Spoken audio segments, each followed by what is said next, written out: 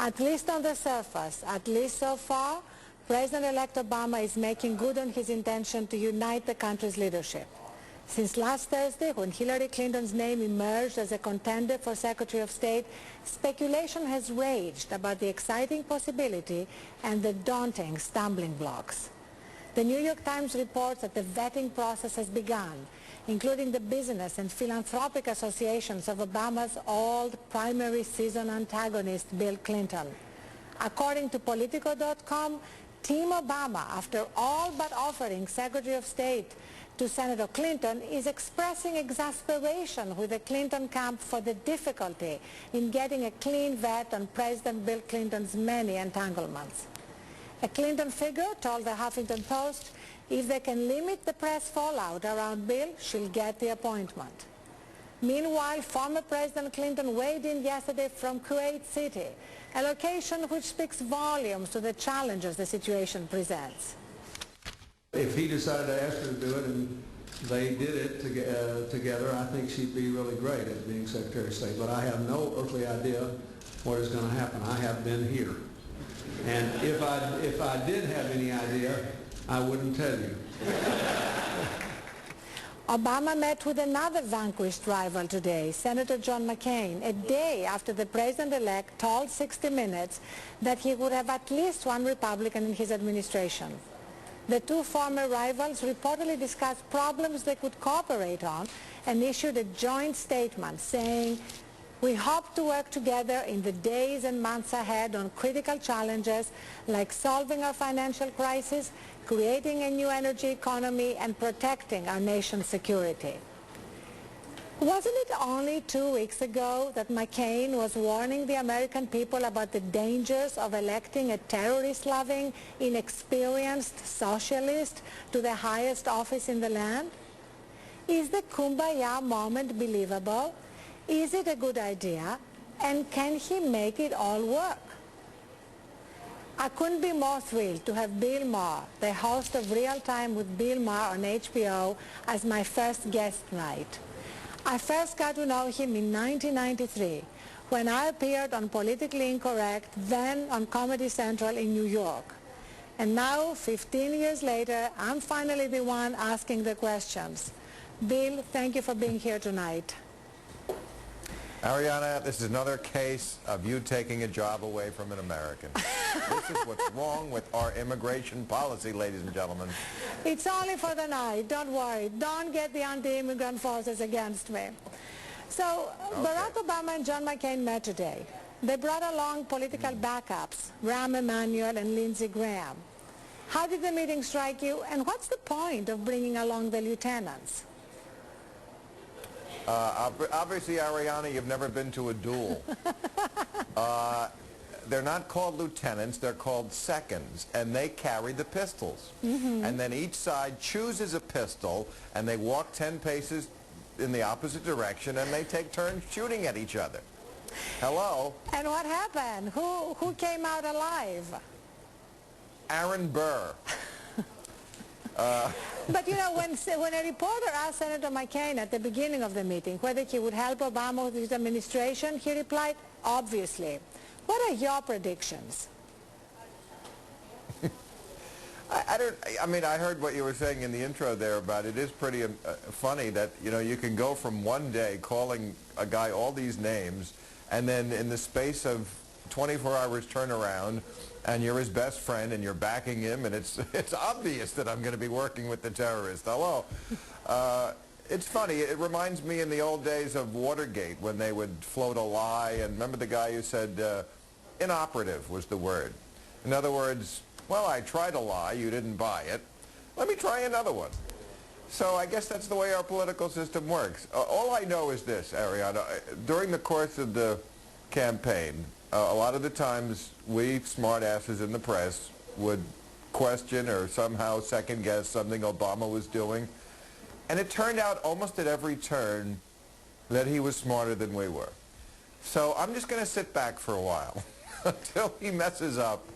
I'm not going to stick my neck on the line because this is one smart cookie. We're so used to having a president who's so much dumber than us.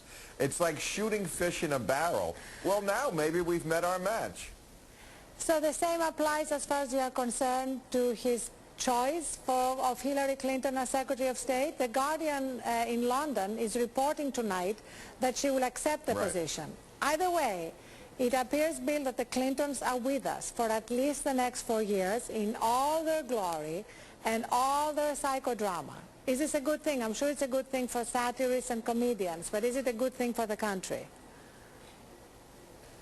I don't think it's a bad thing. I think Hillary Clinton is very capable, as we all do, on the left and on the right. I think they would agree with that. You know, and I'm not one of those people who think that a lot of the drama comes from the Clintons. I think it comes from people covering the Clintons who don't have a life, who need to find gossip and drama somewhere. I mean, other than the incident with Monica Lewinsky, I really can't think of anything that rises to the level of horrible gossip or even lying with these people. And of course, that was nothing to begin with. You know, these are two of the most serious, devoted policy wonks this country has ever seen. And as far as people hating them and saying they're full of drama and baggage, that's everybody else projecting their issues onto the Clintons. Basically, they're boring people. Well, you know what is great about you, Bill? That this election has turned the cynic in you into an optimist. It's as though Barack Obama has succeeded in tapping into the better angels of your nature.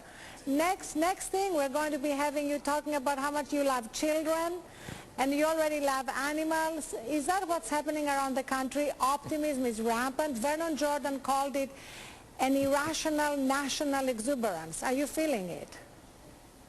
Wow. Yeah, we did a sort of a tongue-in-cheek thing on our show to close the season Friday night that was in that spirit. And look, you can't fight it. As I said Friday night, you'd be stupid not to be stupid about it, to at least feel good. I mean, you have to give credit when America finally gets one right. You know, I said I went from goddamn America to goddamn America. So, you know, it's a great moment. If we've had so few moments in the last 8 years where we can be prideful and pat ourselves on the back and feel good about ourselves, and this is legitimate, and it erases so many bad things, and so many great opportunities open up. And of course, now is the perfect time because he hasn't taken office yet. So we're living in sort of this bubble, this window where reality hasn't entered in. It's just the era of hope before he actually has to get into that sewer and start dredging it. So if we can't enjoy it now, we're never going to have a moment. We need a breather to do this. So yes, I'm a pie-eyed optimist until January 20th. And I hope beyond that, because I actually completely agree with you. I mean, I believe in redemption, I believe in regeneration, and so far, he's delivering. And at the same time, during the campaign, when McCain and the GOP tried to co-opt the patriotism argument, we are now seeing that that is not working either. And actually, we are ready to reclaim patriotism from the jingoists and the religious right. I mean, that must make you, more than anybody, particularly happy. Yes, the liberals should never have given it away in the first place. Bush did more things that were unpatriotic than any president I can ever remember, because I define patriotism as, you know, doing things that help the country. Well, he didn't help the country in any number of ways. And by the way, I'm not going to give Obama a free pass just because he's a charming guy and I happen to like him. I like a lot of people, but he's in a job where he has to be judged. Just to take one example, nobody's talking about Afghanistan and his job on his pledge to widen that war, which I don't necessarily think is the right thing to do. I mean, sure, it's great to have a war going. I mean, some war. You got to have some war. You can't have no wars. So if we get out of Iraq, gee, we'll be left without a war. Wouldn't that be awful? I would like to see the liberals get a little more of the debate in them on that subject. Well, Bill, thank you so much for being with us. Bill Maher, host of HBO's Real Time. Bill will also be performing in Las Vegas this Friday and Saturday at the Orleans Hotel and Casino. Thank you. And Sunday. And Sunday. I said Saturday and Sunday.